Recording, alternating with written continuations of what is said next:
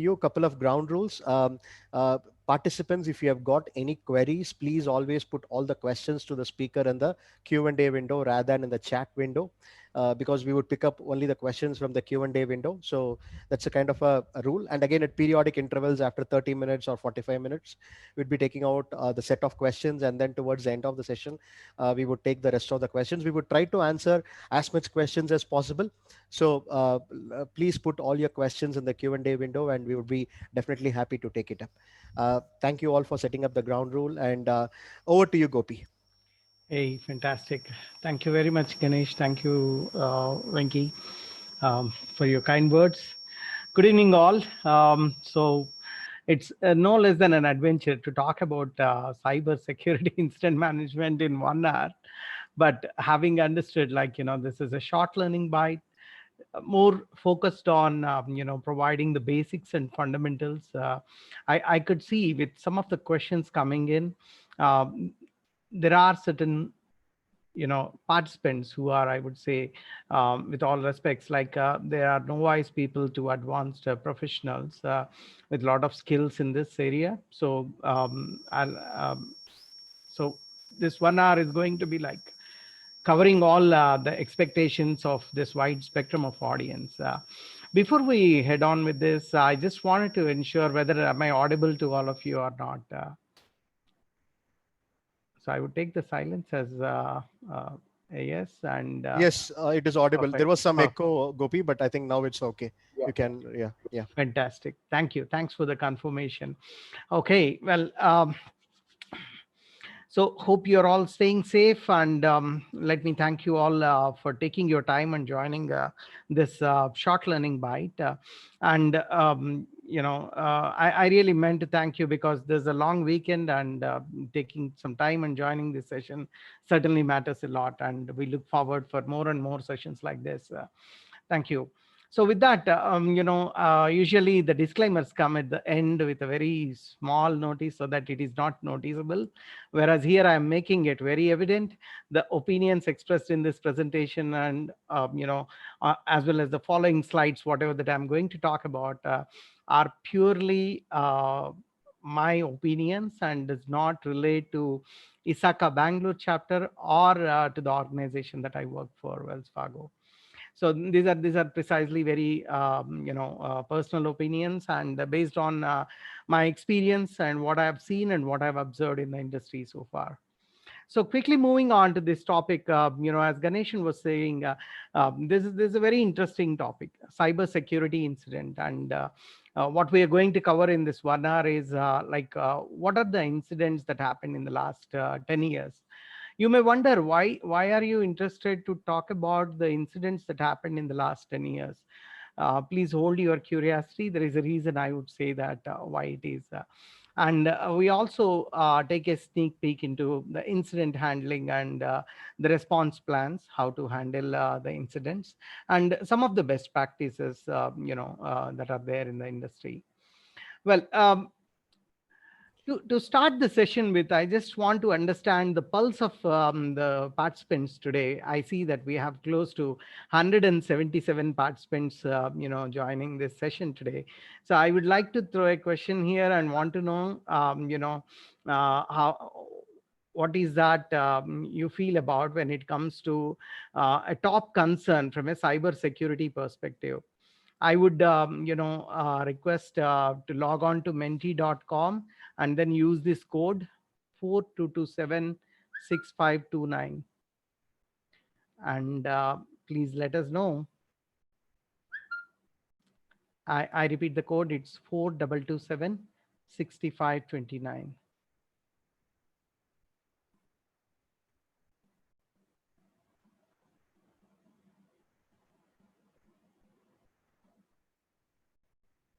Okay, I could see.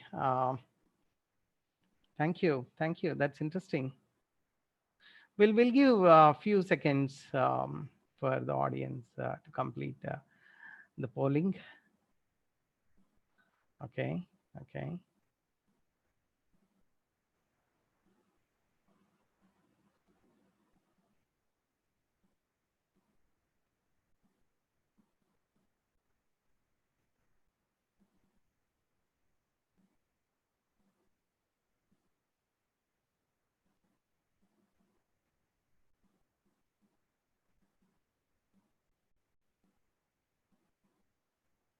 That's interesting to see. Okay.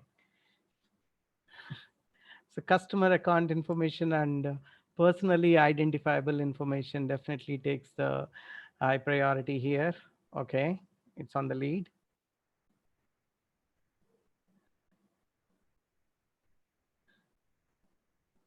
Okay.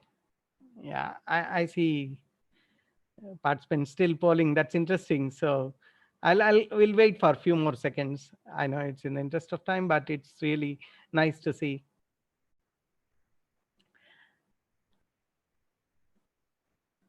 Okay. I think we got the majority.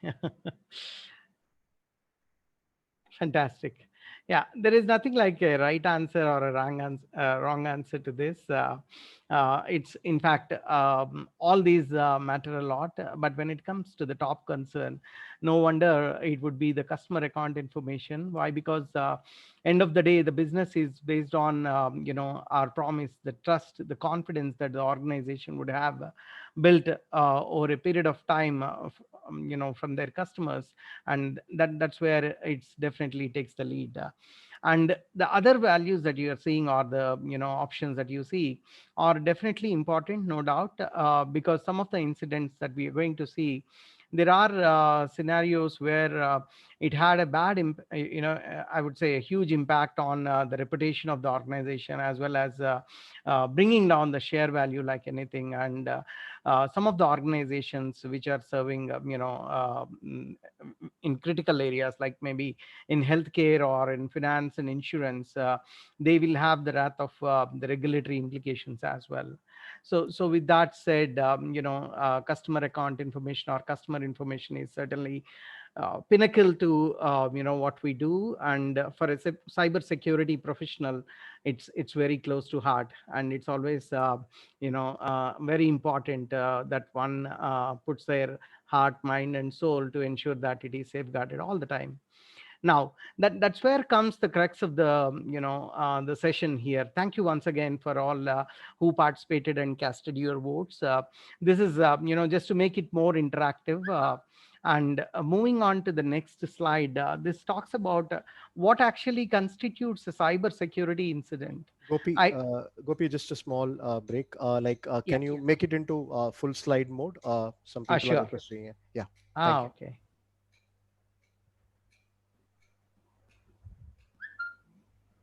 Are we good now? Yeah, good, good. Yeah, go on, Fantastic. please. Okay, okay.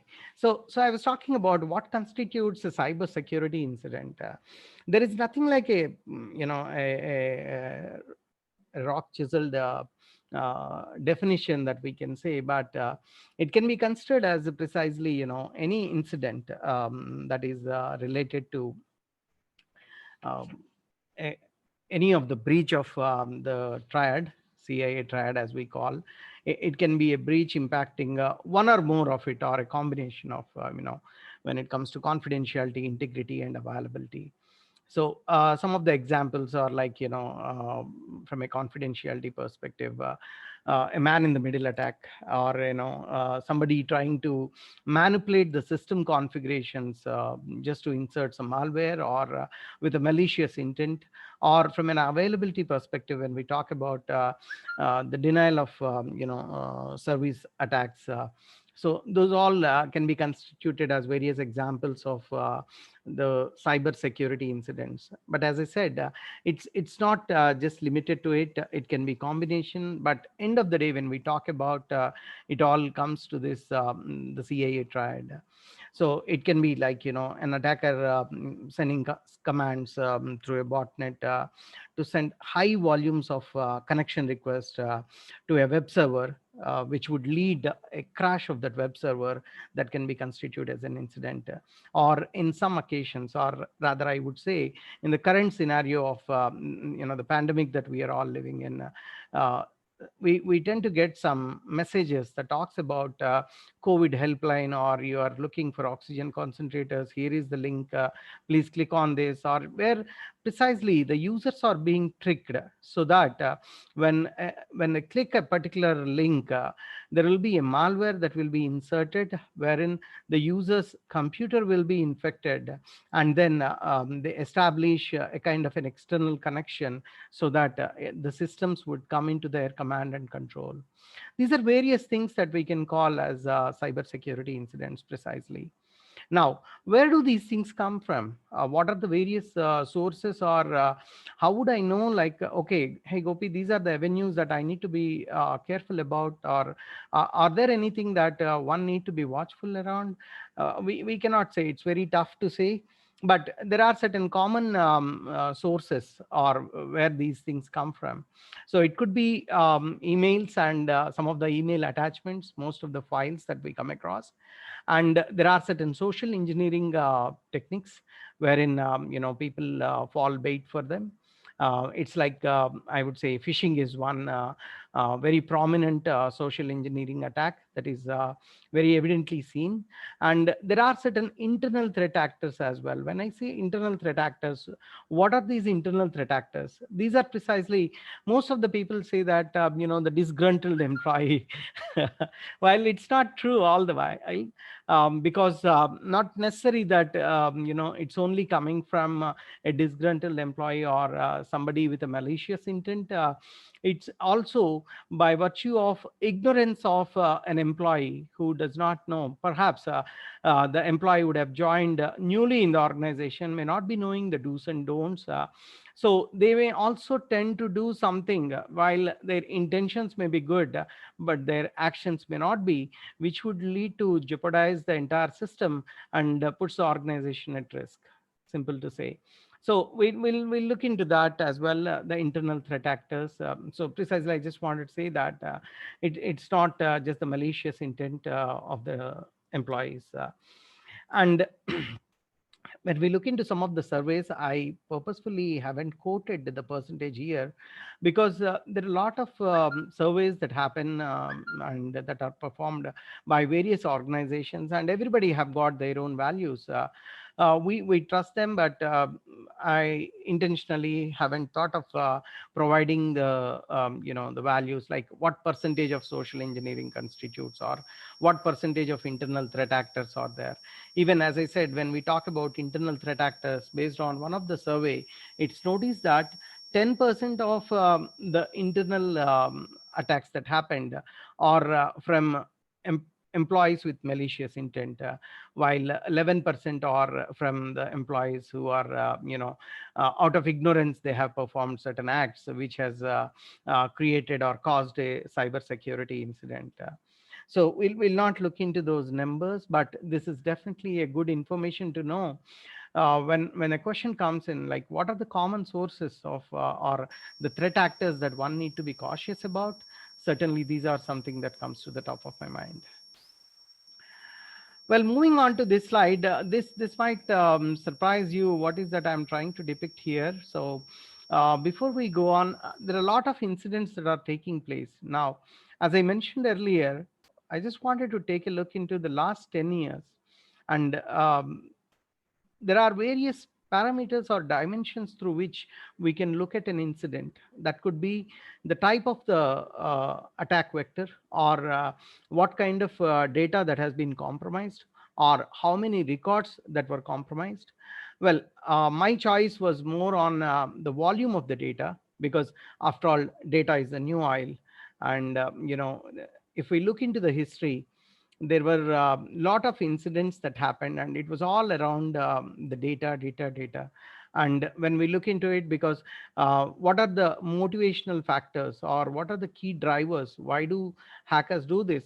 There are various reasons. While some do it with greed, some do it with maybe for financial reasons, while some do it for fun as well.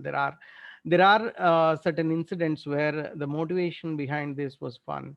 Now, if you ask us how many of these incidents, like when we talk about, there are, in fact, I think only in 2020 there were reported incidents. If we see, more than 3,500 reported incidents only in United States.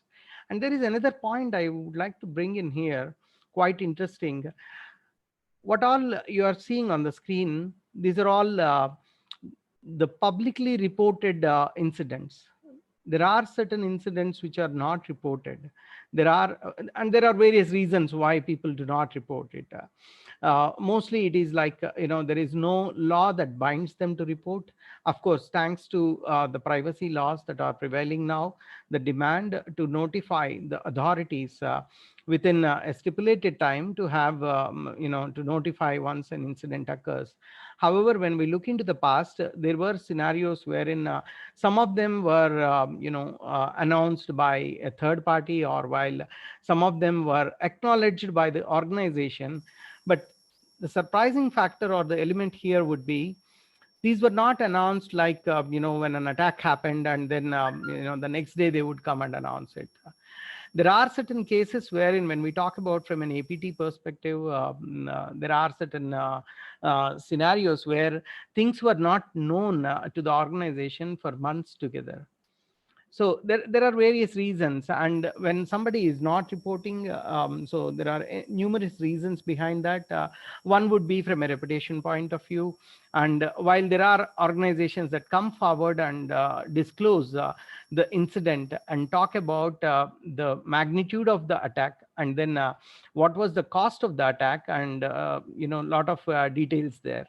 Now, it's always beneficial because we learn out of those incidents, and there is a lot of information to learn, so that how better one can stay safe, so that it's not learning from others' mistakes, but certainly it's a means to understand the dynamics of the industry and ensure that we are taking care of those nuances, so that the organizations of similar cadre, or the organizations in the similar industries stay safe and secure. So these are some of the things, and I just wanted to mention the source of the information is beautiful.net. It is more projected from a visualization perspective. But if you see some of the incidents that we see, talking about the Sony PSN, which happened in 2011, you may see the, when you see the intensity, or the circles here, each circle represent a particular incident, and the ones that in yellow color you are seeing, these are all something interesting facts associated with that. In the interest of time, I would not be touching all these things. We'll look into few of them. So as I was talking about the PSN, hack, which is resulted in, it's a PlayStation network hack, or PlayStation network outage, it's also referred as, um, wherein which the impact of it was, Sony had to close their PSN for 23 days. And there was, it was a very beginning of the evolution of these things, we can say. Of course, nevertheless, to say, there were attacks and there were incidents in the past as well. But 2011, if we see, that's where things started. And it was not for the first time for Sony. Sony was, there are several other occasions where the data has been compromised, but this one was a major, to say. And it took almost a week for them to disclose to their customers. It initially started as a kind of a message saying that, hey, there is an outage, maintenance outage, and all. Later on, they understood that their systems were attacked and there was a compromise of data that happened. So that's about the PlayStation network attack. And NHS, this is the National Health Services, which is a very largest health services organization based out of UK. And you are surprised, as I said, there is nothing like this is the avenue or this is the source. Here, what constituted was close to 8.6 million medical records were compromised. But when they looked into the reason of it, it was observed to be a single laptop where they were having all these data, and that laptop was lost or stolen. And that led to this, mishap. And then it it was really unveiled a lot of security issues for the organization, which they have tightened at a later point of time. Similarly, when we look into 2014, the Home Depot, that's where, it's an act of a malware where close to 2,200 stores that Home Depot has got. The cash register systems were, infected with malware, wherein which 56 million customer credit card details were compromised, and they were not even aware that this was happening in between. And there is another one, the deep root analytics, as I say. It is 191 million voters that is exposed to on open internet. This is again, when I say million voters, this is specifically for the United States. So I know there is another one in the recent past we heard in India. Some of the Aadhaar, all our personal data was available on the dark web for sale. It was like, as I wouldn't call it as low, but it's like, for £6 perhaps. There's a huge amount of data that was made available through some of the sources. And it's not just for one country or for one particular department. Several victims were there, like even Philippines. There was some kind of situation that happened wherein the data was stolen or compromised. And now taking a look at the other after 2015, like 2016, 2017, 2018, and 2019, you can see the intensity, how things have, all these things, whatever that you are seeing on the screen, represent a particular cyber incident that resulted in breach of, again, as I said, my the dimension that I have taken is the data loss. And these are number of records precisely.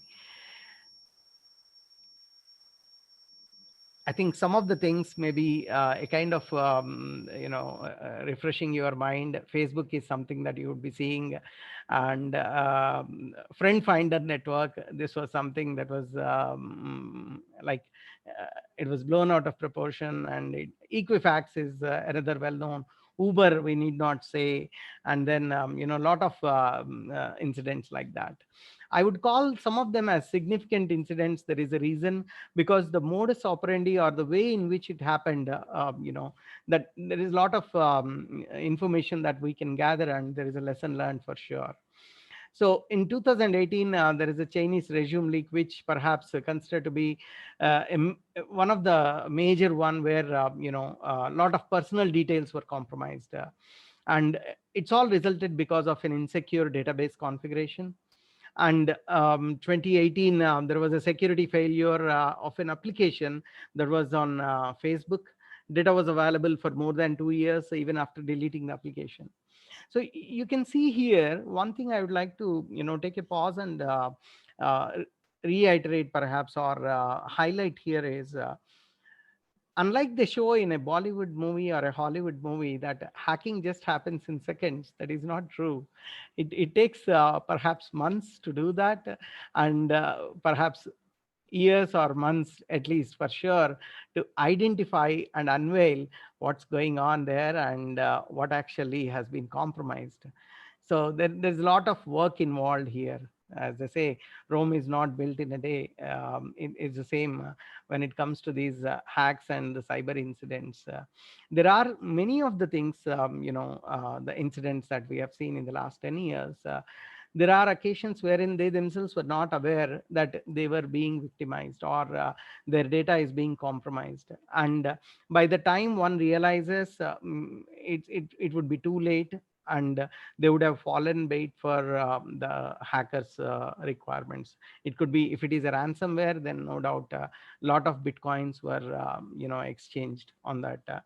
Now again, when you talk about from a legal proceedings, or what is that in the court of law, uh, how many cases have been resolved, how many incidents were brought to the court of law, that's definitely a billion-dollar question.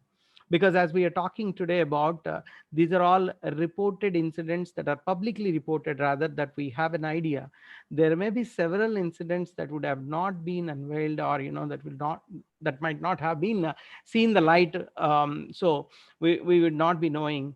And even after having this, finding the evidence is another important thing, and proving the evidence in the court of law is another one. But with a lot of sophistication happening, it's equally growing on, I would say. Now you may all be wondering, Gopi, we discussed about 2019, what's there in store for 2020? uh, Ganesh, I'd like to take a pause here. I'm not following the chat window, but if there are any points or anything, please feel free to stop me. Yeah, so I think we have a few questions. Okay. Gopi can take up. So the first question is from Seema Kumari. She was asking, what is the data source or the visual you presented on the various attacks, right? In the Okay. previous slides. Yeah. Okay. Could you Okay. please tell the data source? Sure. Just give me a minute. It would be really interesting to see. I would show it here. I'd like to bring it here. Meanwhile, if participants Okay. have May I got know any what is the? questions, yeah, yeah. Yeah. Is there any other question that we can take, Ganeshan, while I bring it up? So we have other question from Sampath Kumar. I think he's new to cybersecurity, and I think Okay. he Yeah. wants to kind of get into it. Maybe Sampath, we would request you to drop an email to chapter@isakabangalore.org, and then we would be able to happy to take out your request, and we can suggest what can be done. Right. So yeah, please write it to chapter@isakabangalore.org. Thank you. Yeah. Okay. So Gopi, So, go on, yeah, Gopi. yeah. Thank you, Ganeshan. Thank you. And we'll take a pause maybe after 15 minutes to see. But Seema, thank you for asking that question. And here is this. This, as I mentioned, the purpose of this site and what they are showing here is more from a data visualization perspective. But as I mentioned, from a publicly reported. So this is, New York Times, Forbes, Guardian. And the beauty of this site is you click on any of these things, you would get to know what was that incident and what actually happened there, and you have links to the sources of that particular information as well. This is a live data that they keep updating, and I really personally like this. So you can see the last updated was April 2021. And you can see the visualization. Maybe since I presented it in the PPT in a slide by slide, it was not clear. But if you see the way how it was from 2005, 2006, 2007, now slowly when we move on, a kind of a scenario where we are all immersed in a lot of incidents around us.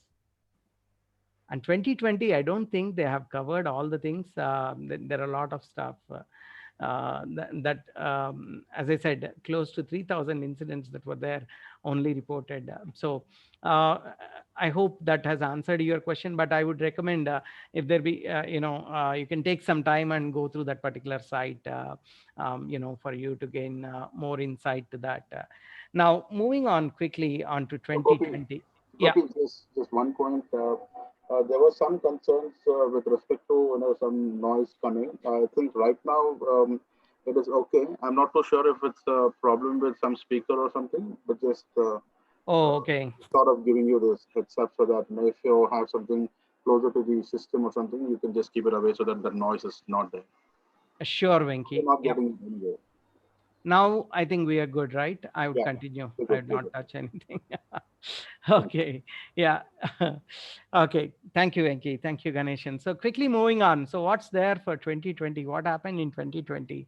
We all have witnessed, there's a sudden change in the way we started working thanks to our organizations. And I would take a, it's not an exaggeration, or it wouldn't be, or rather I would say that it would be incomplete if I don't pay respects to all the cyber security fraternity across the globe who enabled many of the employees to work from home. Had they not been taking care of it, it wouldn't have been that easy. So thanks a lot. It's a pat on the back for all of us who are in this enablement of the organizations to function. But nevertheless said, I picked it up. It was quite interesting. They say, like, never let a good crisis go to waste. Indeed, if you see, that's what we are doing. This is a crisis scenario, and we are not going into, letting it go, and we are spending it a quality time trying to learn. Where Venki, our president, Isaka chapter, he was saying, like, we are having sessions, better utilization of time while at home and all that stuff. The hackers took it to the heart, it seems, and a lot of incidents that happened, and there is an increased attack surface, we can say, that has resulted in an increased number of cyber incidents. And to everyone's expectation, the major hit was on healthcare, information, finance and insurance, scientific, and to somebody's surprise, even manufacturing sector got a hit from a cyber security perspective. But as I was telling in the beginning, why had I looked into the 10 years, the last decade, or we digged into some of those incidents? What made me to look into was just to highlight that nothing has changed. The threat actors remain the same. There is nothing new the way they acted. So you may wonder, when we see that there is an evolution, there is this sophistication that has been brought in from a technological perspective, why is that still more and more organizations are falling bait? I would say it in a different way. While that is true to some extent, you would have seen that, as I mentioned, there are certain regulatory requirements for organizations to disclose publicly that they have been hit. So that's where you would have seen the number of incidents increasing as well. Now, when we talk about the threat actors, and when we say that there is nothing new here, then what actually has failed? Why was that, at the first instance, the organizations could not able to prevent these attacks? Is it like, are these incidents, can't they be prevented?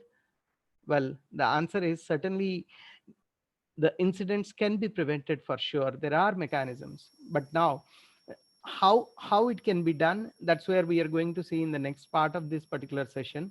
So please hold your curiosity. So quickly moving on, as I said, there is nothing new here. Let's see a sneak peek into, what's there in 2020 that happened. And again, the source of this information is, there is a DBIR, it's called. This comes from Verizon. So that's the source of this. Again, honestly, I do not go with the numbers, because the surveys have their scope and purview. uh, Even Isaka has got certain surveys to say. But from an education perspective, for the interest of our topic today and for our session, I think perhaps this would be good food for thought, just to take a look at what happened in 2020. So 86% of breaches driven by financial gain. 70% of the breaches are caused by bad actors. So this is more like an organized crime. 67% of the breaches were due to credential theft. So it all, involved with user ID and passwords. And 27% of malware incidents are from ransomware. And the threat is rising, because when we look at from a severity perspective, the amount for ransomware is also increased. And this is not a kind of a cash transaction that happens in a bank. It is more, in a Bitcoin, these transactions, wherein it would be really tough for somebody to identify and track who actually are the, culprits, or the sources behind a particular incident. So overall, when we see, it's a financial gain that is the motive for all the attacks. And North America leads other regions in the amount of breaches. I would count that more from a regulatory requirement here, because as I mentioned, the organizations are required to disclose, and that's why we are seeing publicly reported information coming up from an incident's perspective. And one thing is for sure, always the vulnerability management matters a lot. So ongoing patching is a successful deterrent, with fewer than 1 in 20 breaches exploiting vulnerabilities. So that's something, one has to take care, ensure that their systems are patched at regular intervals, and they're not leaving any scope. Not only that, and as we have seen in some of the incidents, the end of life devices, or the devices that are lost, they also pose a huge risk to the organization. Nevertheless, mentioned here, like, the cross-site scripting is another one that has its huge impact. But as I mentioned, can't we prevent? Well, there are certain mechanisms and certain ways where these are detected for sure in a proactive way, and then addressed, and the organizations are being safeguarded, no doubt to say that. With a quick, we'll move to the next slide. Uh, my session would be incomplete if we don't talk about the solar winds. While I know it doesn't need any kind of introduction, but this is a major one, which is considered as the a highly sophisticated attack, and attack of the decade, they call this in some of the places. But again, as I go back to my words, this is nothing new here. While it's named as the attack, is named as a supply chain attack, it's in my view, it is a glorified man in the middle attack.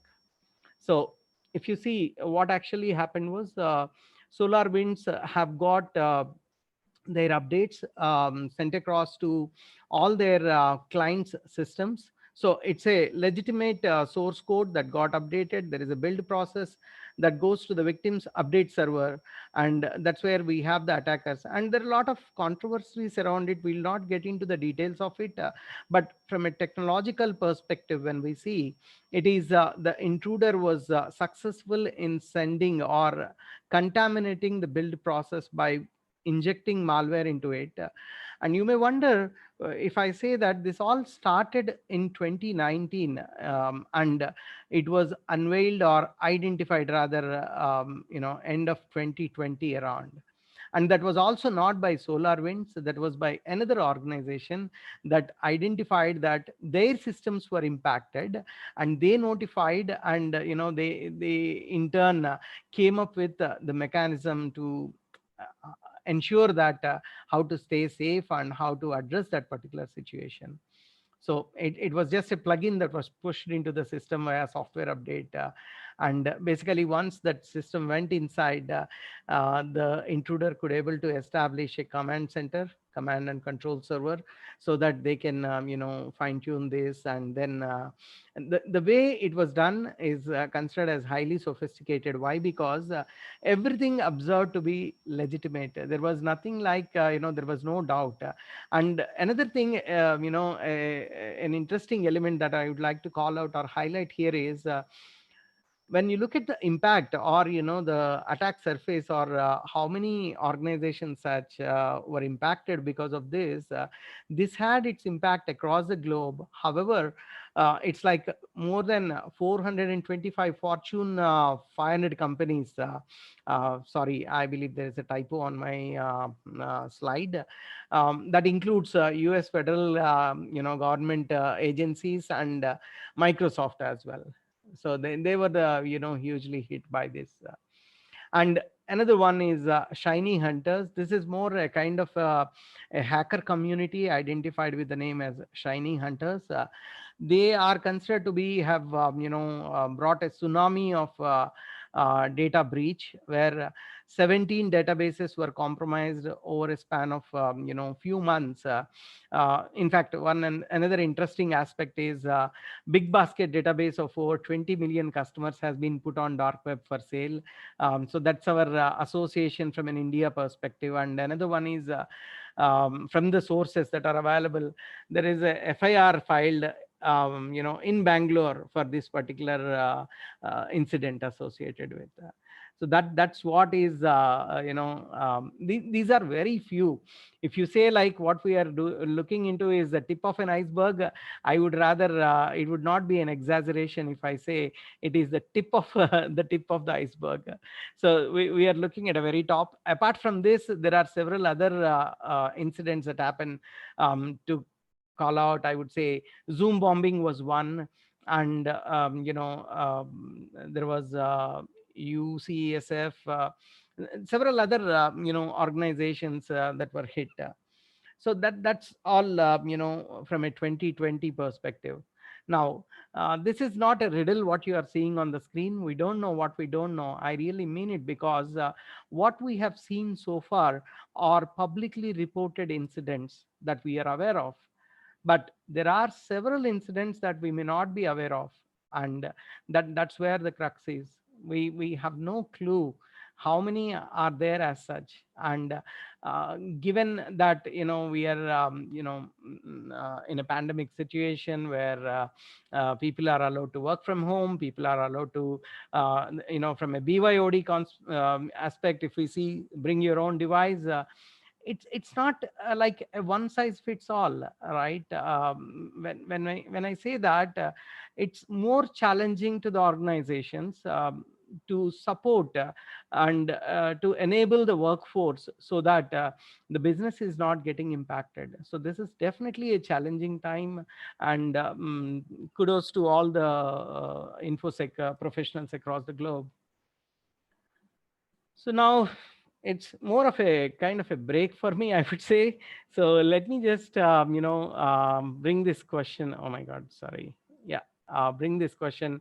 So, who is responsible for cyber security in an organization, in your view?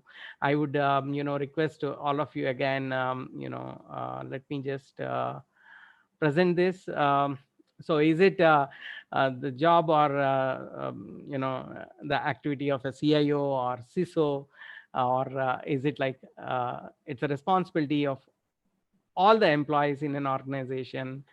um, okay, this is done.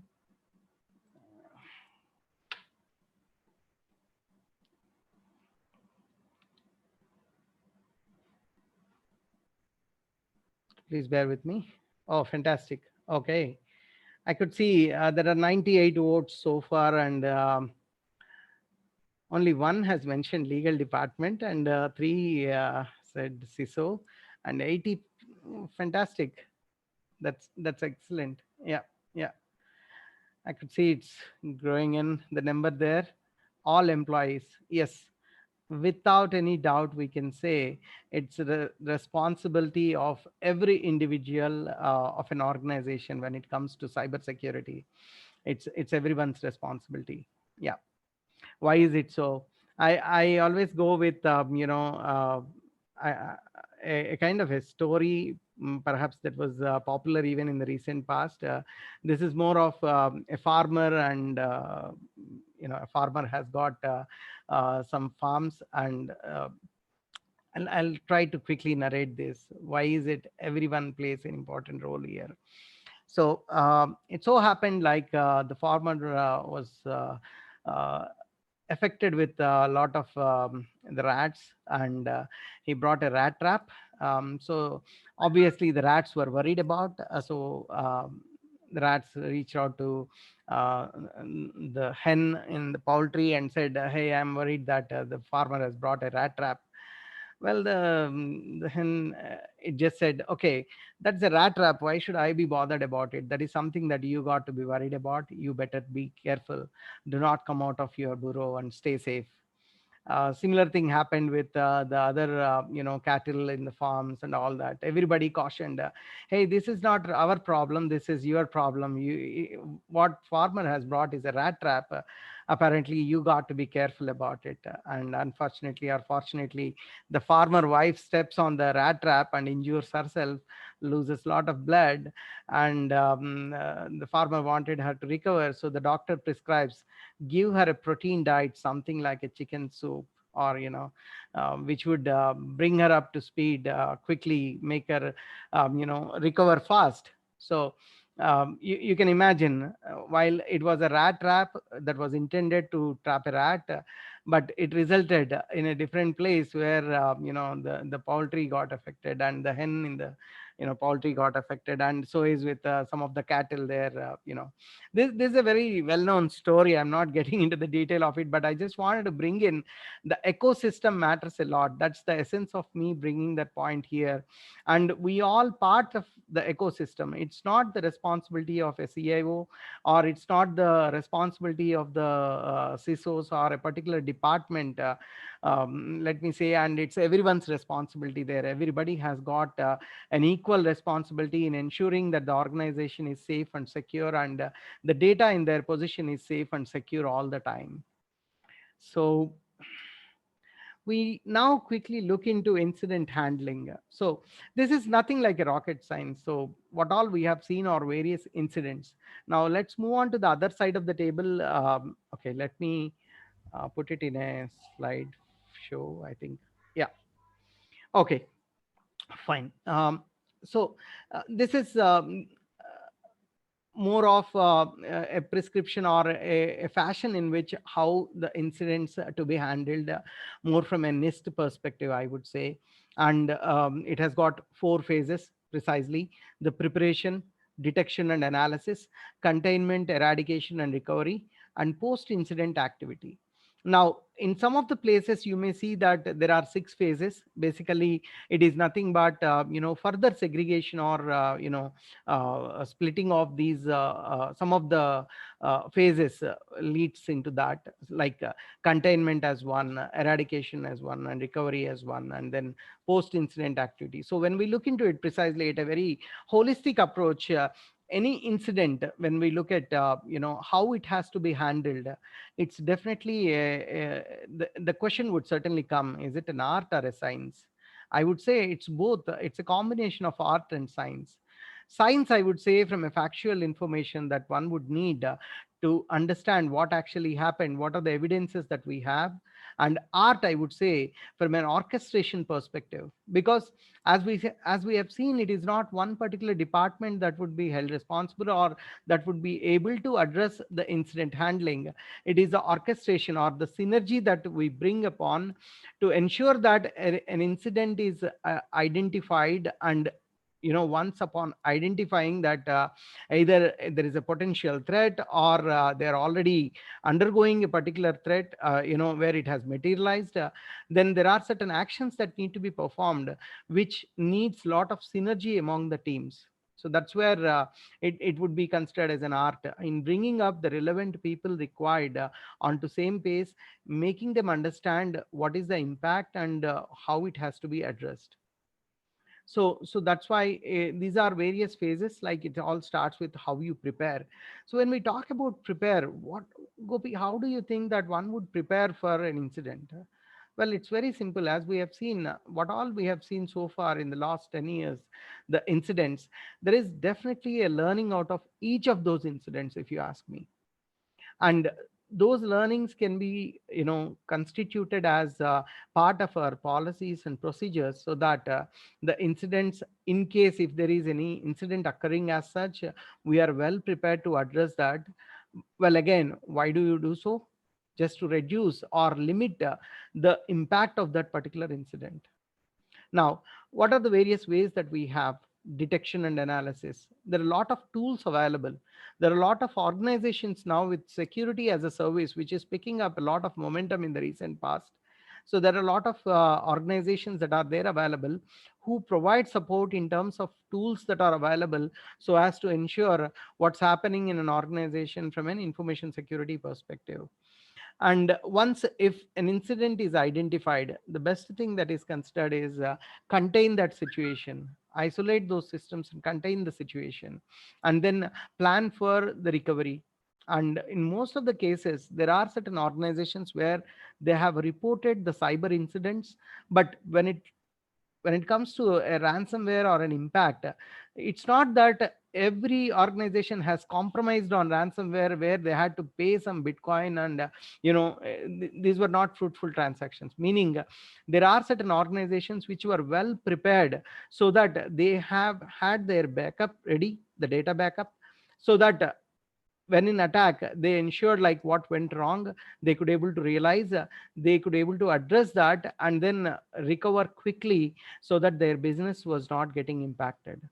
So that's another thing. But when we look at as I said again, from a holistic approach, the incident handling is more a kind of a structured approach, which ensures that we are well prepared, we know what to do in a kind of a situation.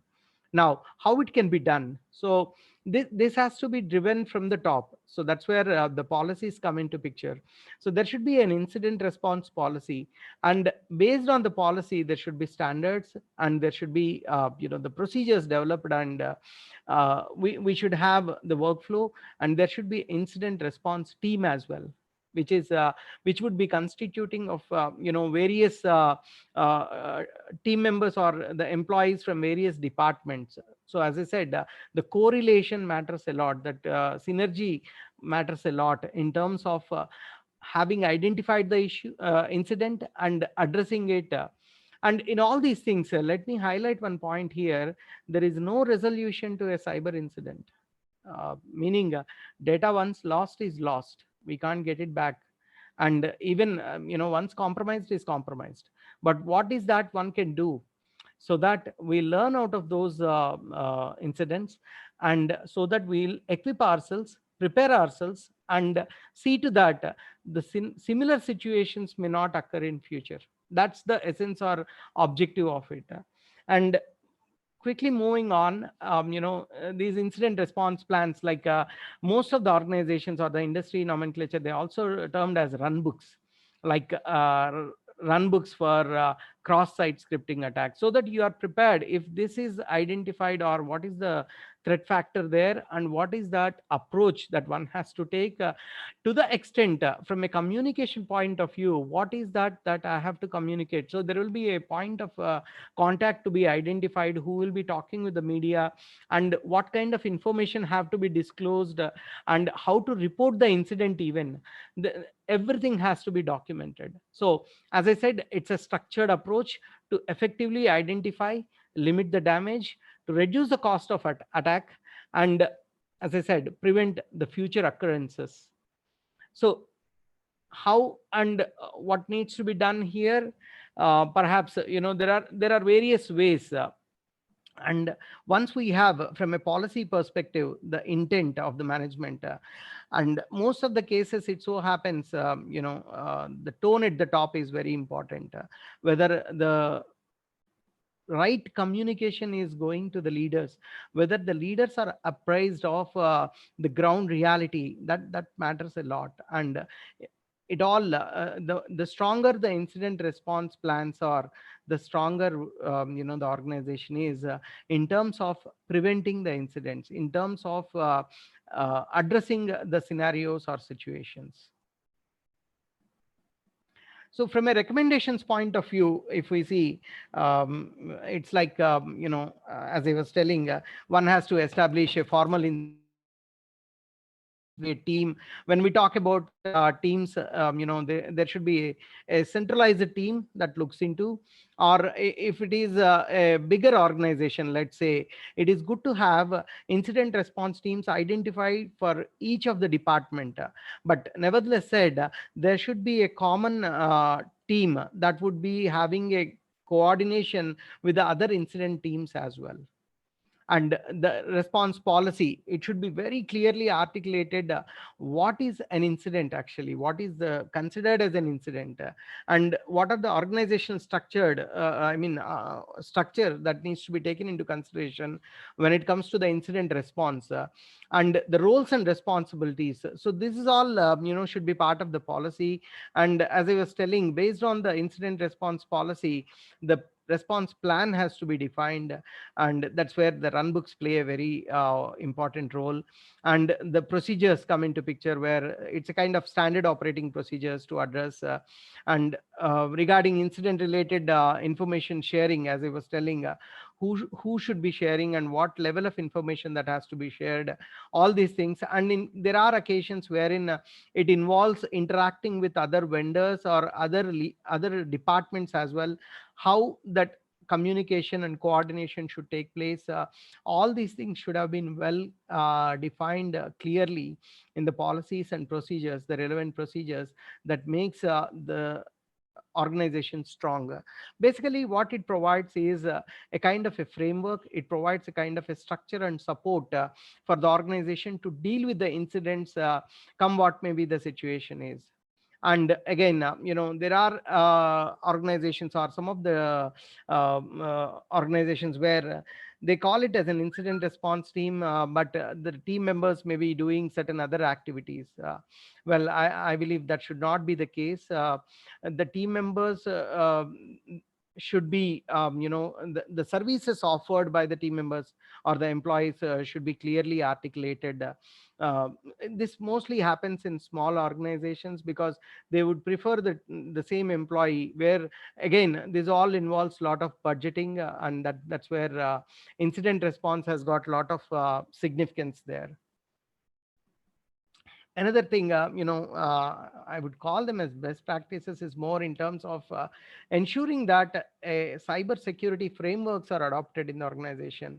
And as we discussed, the risk culture matters a lot, and tone at the top, because if the ground reality is different and what is projected at the leadership is different, it would be very challenging for the leaders to take informed decisions.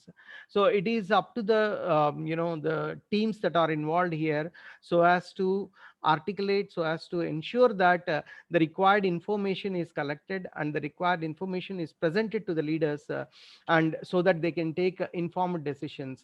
And these are all very critical, and when I say critical, I meant to be time sensitive. So it matters a lot how the incidents are perceived and how the incidents are identified and addressed. So there's a lot of knack involved in these things. That's why I said again, it's an art that we deal with the incidents.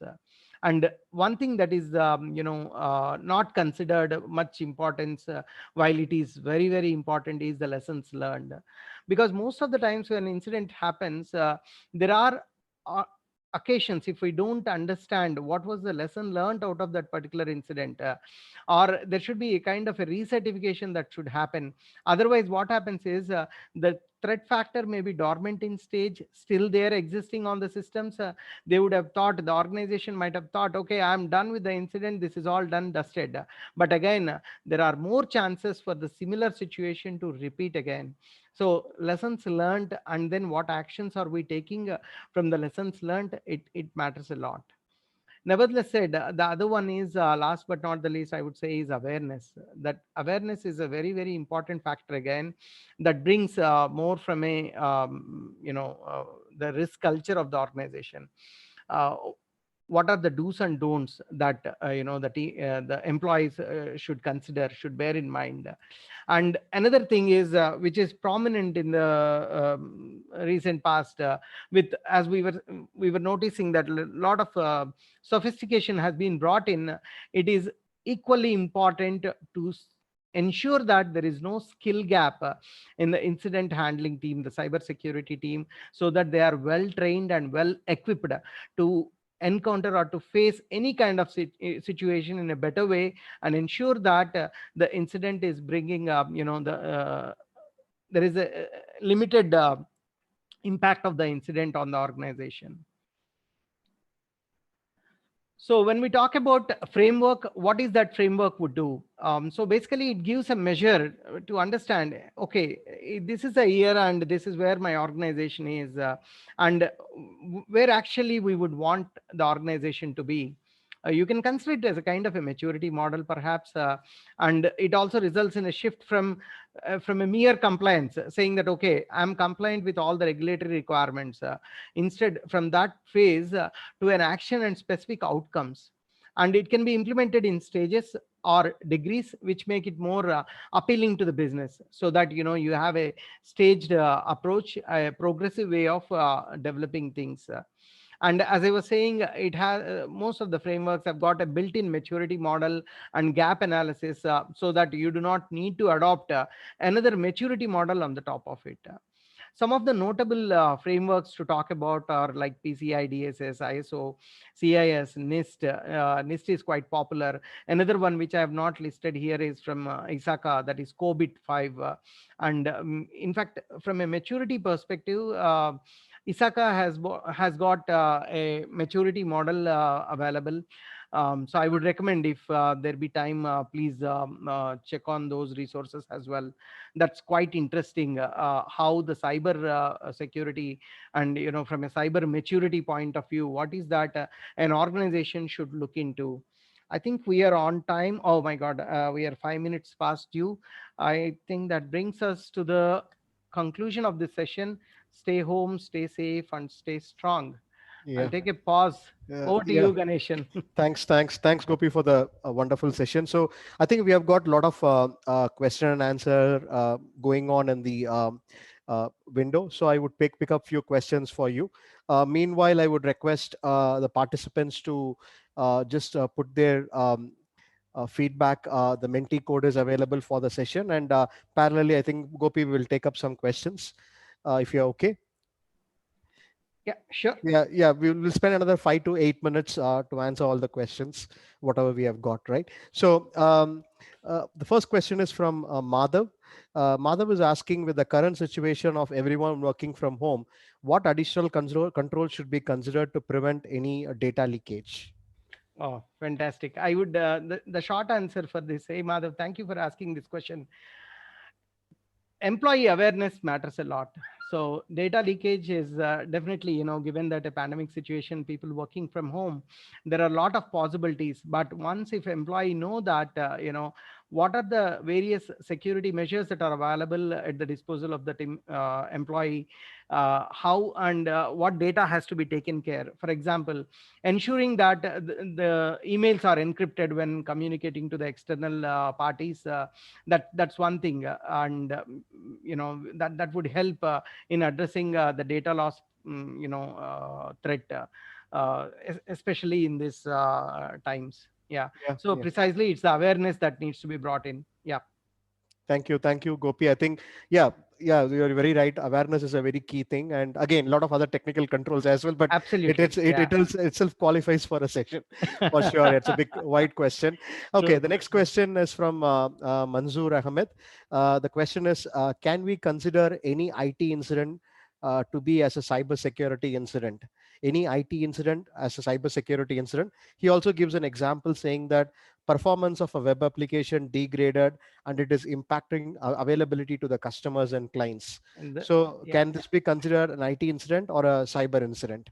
Of course, the answer is yes, because it is affecting the confidentiality. So anything that is impacting the CIA triad should be coming under this. Yeah. Okay. In the availability part. Yeah, not the Yeah. confidentiality. I'm sorry. Yeah. Yeah. Yeah. Next question is from Seema Kumari. Seema is asking, everyone is responsible for cybersecurity in an organization, but if a breach or an incident occurs and then there is a damage, who should be held accountable for the attack? Need some Ah. clarity on this. Yeah, very interesting question. Yeah, yeah. You want to pick it up, Ganeshan? I mean, I'm good either way. Yeah. Yeah, yeah. Please Okay, feel free okay. to do so. Yeah, So please. Yeah. Seema Kumari, that's where, thank you for asking that wonderful question. So it's again, that's where the CISO comes into the picture when it comes to the accountability perspective. What we have discussed is more from a responsibility perspective. And, on a lighter note, these are termed as like, in a lighter conversation, these are termed as who goes to the jail. So that's how it is addressed. So in case of something goes wrong, who goes to the jail? So then that's how it is. Yeah, it's always the top leadership of the organization that Yeah. are at stake. Yeah. Yeah, the CISO, the management group, and of course, Yes. now with the country laws are getting stricter, even the board is responsible for that. So yeah, it is getting heavier up in the top actually because of the Yep. cyber No incidents. Yeah, doubt. yeah, Yes. yeah. And next question is from Varun Tyagi. Maybe I think you touched upon this, Gopi, already. He is asking the question: which cyber security framework is best to be adopted for banking system? You want to have a quick comment? Okay, that's a big question of. I mean, it's a session of its kind. Mhm. Uh, for banking system, there are a lot of control requirements are there and frameworks as well. And again, the tricky part here is it depends on the location or the geographic influence as well from where the bank is. If it is from in Australia, they have their own regulatory requirements. From United States, the federal requirements are there. So it varies, and that would be my answer to make it short. Yeah. Okay, thanks. So there's another interesting question from Jagannath Das. He's asking, what is the difference between a playbook and runbook? Most Okay. of the time, even a lot of people get confused, right? So can you clarify that?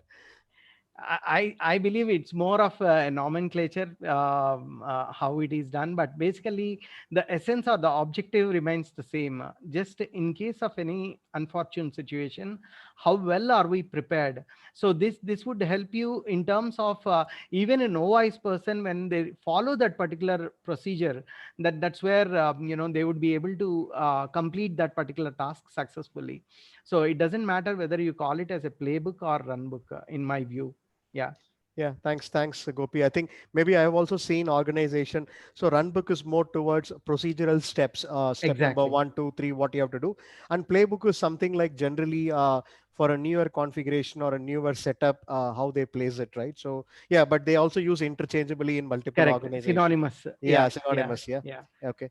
Um, Okay, so the next question is from Uday. Uday T. Is data at rest encryption not a good strategy to counter incident? Would I be wrong in assuming that it is actually necessary for every company to have a comprehensive encryption solution to be implemented? He's asking about Absolutely. data at rest and encryption. Yeah. Yeah, yeah. So there are three states for data. I say it's not Karnataka or Andhra or Tamil Nadu. It's like data at rest, data in use, and data in transit. So your point is very valid. Data at rest has to be taken care and given importance. While data in transit is what people or most of the organizations they say. Like even I was quoting in my earlier example, ensure that emails are encrypted when you are sending it to external parties. But it is equally important for to ensure my data at rest. That is the data residing on our systems is equally taken care, and there is an encryption for that as well. Yeah. All right. I think we have maybe we can take up one more question, Yes, please. Gopi. Yeah. Yeah. So we have a question from Amol. I think you talked about security as a service. Is it SOC as a service is same as security as a service, or it is different? Okay.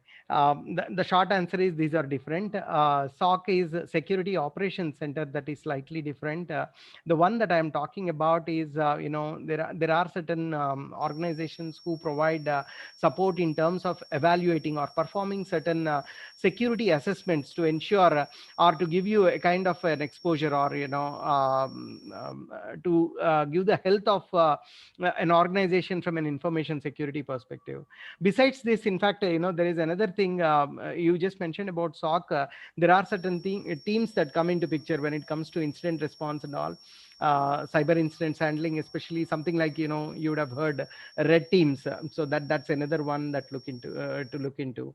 But to your question, these two are different. SOC is something different, and what I was referring, security as a service, is perhaps a wider spectrum of services offered by these organizations. Yeah. Okay, so we'll take up one more final question because I think we ran 15 minutes, I think almost. So the last question is from Manzoor Ahmed. He's asking to implement a comprehensive cybersecurity framework. Can you please suggest some prerequisites, sources, or any ready-made framework available in internet? Is cybersecurity incident management should be part of the framework or not? It should be, and my vote would always go for NIST and ISACA frameworks, like COBIT, because COBIT would help you in a holistic approach for the organization, and NIST will do that, the in-depth requirement that one would need to ensure that the organization is safe and secure. So these are the two things I would like to suggest. Yeah. All right. I think, yeah, that brings us to the end of question answer. Gopi, I think we have answered more than 15 plus questions. Oh my God. So Thank you. thank you. So it was a good rapid fire. Thanks for the session. I think it was really wonderful. And I think thanks to all participants to be, Definitely. still we have a lot of participants live. So it is really good. And I hope all of you have given your feedback in Menti. A Menti code is also visible over there. And I hope that you have enjoyed the session from Isaka Bangalore chapter. And again, please stay tuned to our Isaka Bangalore chapter, and we would be having few more sessions coming up this month. Interesting sessions on your way. So please keep our fingers crossed. And we also have a certification intro seminar coming up on later this month. So please try to, if someone is planning to do an Isaka certification, please do refer your friends and other people who want to move their career towards cybersecurity and IT audit so that they can get benefited out of it. And on behalf of Isaka Bangalore chapter, I would like to thank Gopi and all the participants for being patient and being attending the session. And I would request everyone to stay home and stay safe, and speak to you all in the next chapter event. Thank you all and have a great evening ahead. Thank you. Bye bye.